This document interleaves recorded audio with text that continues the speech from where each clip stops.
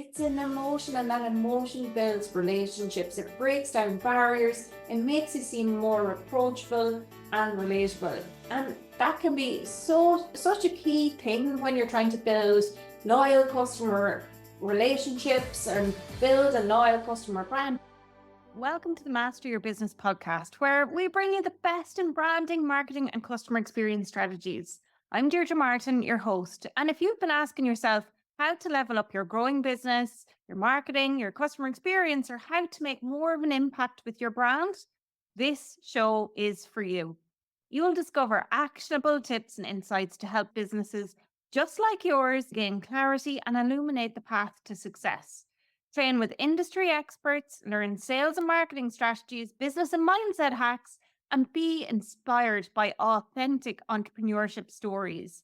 As your host, I share the no-nonsense advice that accelerated my journey from boring bank manager to industry thought leader in marketing and customer experience. Learn how I made the leap into the world of six-figure success, digital courses, keynote speaking, and co-authoring a #1 bestseller in just 1 year.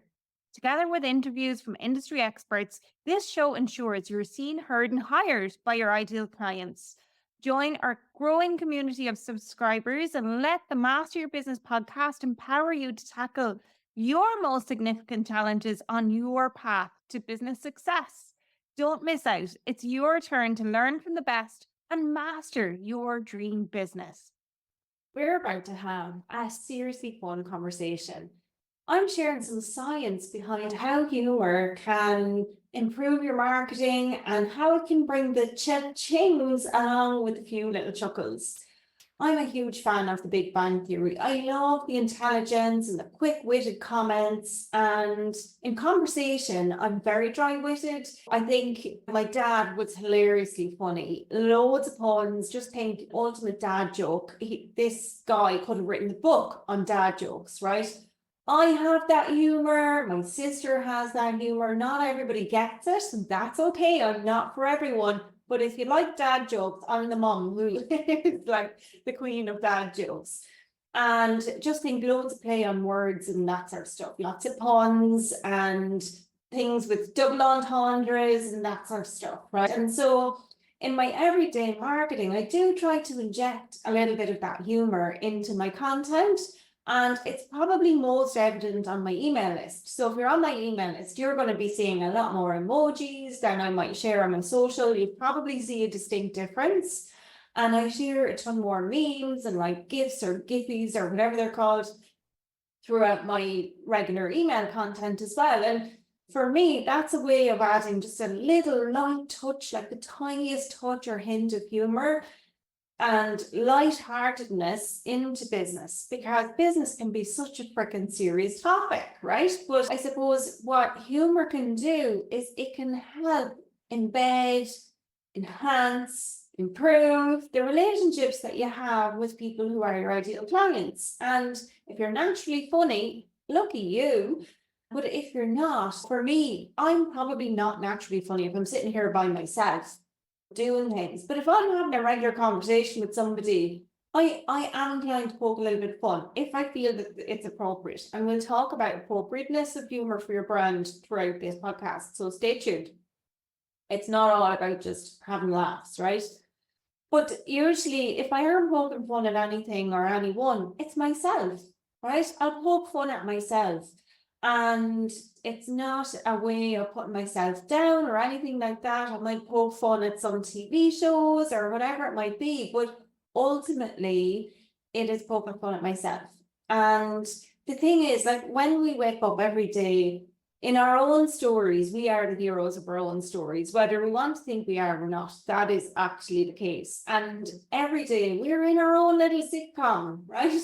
I love Friends as well. Watched Friends. I love Sex and the City too, and those shows that have really a lot of quick-wittedness, those are the ones that really appeal to me. But when you're doing your marketing every day on social media, sometimes you might wish that you could inject a little bit of humor or be as entertaining as your favorite sitcom. And I'm here to tell you, yes, you can do that if that's appropriate for you. And this is how really nailing down and identifying your brand tone of voice can help you embed this a little bit more. So you do it intentionally. And basically, it could be just about how you inject a little bit of wit into your messaging, because when you do that, that can make you stand out. It can help you build those genuine connections, and it can even boost your bottom line, right?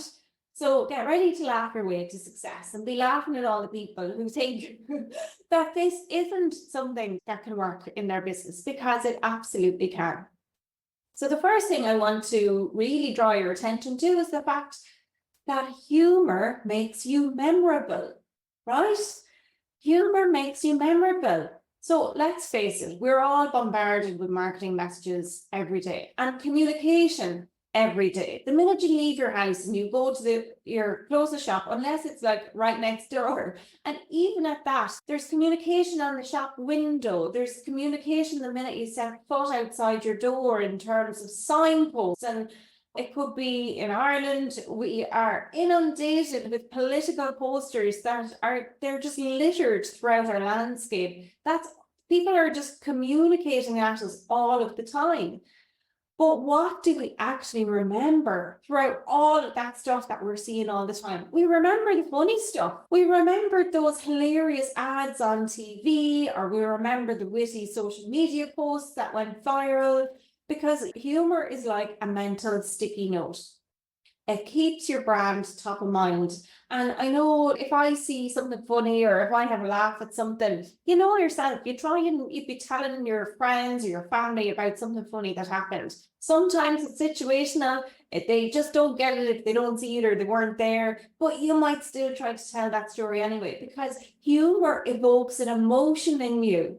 And recently I was doing some brand strategy work with a client, and this is two guys who were partnership business, and they have the coolest events company ever. They're based in the UK. These guys, they work with celebrities and famous people and sports people and big companies, and they put on big freaking massive events. And honestly, working with this company has just been a laugh in itself. And the main reason being is because these guys regularly use humor in their tone of voice. And one of the biggest realizations we had as we were working through their brand strategy was that their marketing was so freaking dry compared to how they are all of the time. And like most of these guys, like they do regular conferences. If you've ever worked in a corporate or you've gone to an event and it's a big conference, like most conferences are the same. But if you just imagine that when people are organizing these events and they're looking for an events company to put it on, most of them are going to be corporate and serious. With these guys, what we've done is we've injected humor into all of that. So there's humor even in their proposals for serious events. So it doesn't have to, and that's going to make them stand out. And the idea being that even though they're dealing with corporates, even though they're dealing with big, huge companies who are really freaking serious, that humor is a way to stand out amongst others who are just really dry all of the time. And so these guys had just lost that sense of themselves, and it was one of their biggest realizations throughout the brand strategy workshop. So I'm so excited to see what comes for them. But another thing that humor does is humor builds relationships, right? When you make someone laugh, you're not just promoting your product or service, you're actually forging a bond with the person. It's like that intimate moment where the two of you have this little chuckle or giggle at something that was said, and you're like, hey, do you remember that time when whatever happened? It's an emotion, and that emotion builds relationships. It breaks down barriers. It makes you seem more approachable and relatable. And that can be such a key thing when you're trying to build loyal customer relationships and build a loyal customer brand, because people are going to feel more connected to your brand. One of my other clients, we were doing her brand story as well, and she's a business mentor too, just like me.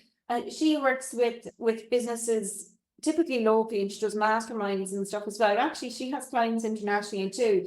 But the moral of the story with her was she wanted to introduce something new in her business, and that was to work with corporates. Because her background, like mine, was corporate. She worked for a Fortune 500 company. She was VP. She was really high up in a Fortune 500 company. And she left many years ago because she was having kids and they wanted her to move, and it didn't work out. from a family perspective. She put her family first. But she really missed corporates. She loved working with corporates. And so she came to me because she wanted a bit of help with her messaging. She wanted to be able to go and service corporates and whatnot. And part of what she had been doing actually was, she had been doing some keynote speaking events for corporates, but she just wasn't getting in to do the work she really wanted to do. So anyway, as we were working through her brand messaging, she told me a story about an International Women's Day event or a National Women's Enterprise Day event, I don't remember which, that she was speaking at. And when she went into the room to start her talk, what she didn't realise was that it was going to be a blend of people there, as in it was not going to be just women. So anyway, she started her story with, all right, for those of you who are not women, just be mindful, we're not going to be talking about periods, bras and panties throughout this conversation, right? And instantly that little bit of humour, it made everybody feel relaxed, because I think people who weren't in the room, who weren't women, were going, oh heck, what are we getting into? Because the talk, whatever it was titled, was specifically geared towards women. So she instantly broke down those barriers, made the thing a bit more relatable, made everybody feel comfortable, and humour really played a part in that. Okay, so this lady is quite funny as well, quite witty, and like that in regular conversation comes out with loads of little witticisms. So it's important for her to incorporate that in her message, because again, that makes her stand out. It makes her so much more approachable, and that is really just that intelligent quick-wittedness. So yes, that's fun, and do include it. If that's how you are naturally, include it and try and inject it into your brand. And I know it might seem hard at first, but the more you do, the more comfortable you'll get with doing it. And it's fun, right? Business can be fun, and marketing can be fun. And this is a way to help make that happen. Okay, so next is that humour humanizes your brand. Just like what I've said there, it's really easy to get caught up in the corporate talk and that professional and polished voice and all that sort of stuff. But never forget that behind every business, there are real, actual live people. They like The Big Bang Theory. They like Sex and the City. They like those shows that you like too, right? And humour, when you inject humour into your content and your copy and your emails and your proposals and all that sort of stuff, people start to recognize and realize that you're not just a faceless entity. You're literally a passionate individual who has a great freaking sense of humor and who would probably be fantastic to work with if that's how you go on. So if you're a freelancer or you run your own business and that is your natural style, bring your personality through and inject that humor. That's the main thing I want to take away.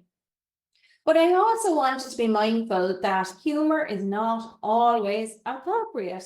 There's no one size fits all in terms of humour and when you should or you shouldn't include it, but it does really need to align with your brand and your personality and who your target audience are. And an example I give of this in terms of brand identity and brand style and things matching up is if you're a funeral home director or an undertaker or whatever, your brand personality and style and identity is probably going to be very formal, very professional, and cracking jokes might not be the best idea. It's got to go with what you're doing and how you want to be perceived in the world. But even a hint of lightheartedness can go a long way. So just be mindful of that. So if you're planning to not necessarily become a comedian, but maybe take on board some of what I'm saying here in terms of the humour, I want you to think of humour as your secret weapon, not your entire arsenal, okay? So by understanding your audience's sense of humour and seeing like, what do they find funny? Then you can sprinkle some wit into your website copy, your social media posts, or even your email marketing. So don't be afraid to experiment, just see what resonates and works. Like at the end of the day, that's what marketing is. It's one giant experiment. And social media, the internet is your lab for testing. That's what it is. The internet is your lab for testing. So remember, there was one time actually I remember where I tried to inject a bit of humor and it went horribly wrong. Basically, what happened was I used this email that where I send my emails from is where I have my e-learning course, my digital courses set up, and it's a software platform called Kajabi. And in error, about 2 years ago, I sent out an email message, which was just to go to my clients. It was reminding them about the calls that we had scheduled for the week coming up, or the month coming up, whatever it was. And I accidentally sent it to my entire mailing list. There was no sensitive information. There was nothing like that on it. But I was sending an apology email going, if you just got this email, please ignore it. And by the way, see us out after fucking next up. I didn't use that language, but basically in my head, I was going, and seeing as how after fucking this up, I'm going to send you this little message as well. And so I was kind of like taking advantage of the fact that I had made a big boo-boo. I wasn't really that big, but I was like, I'm apologizing because I've made a boo-boo. If you got this thing, ignore it. And by the way, here's something else, right? But it totally backfired. It was a little bit of a cringe-worthy moment.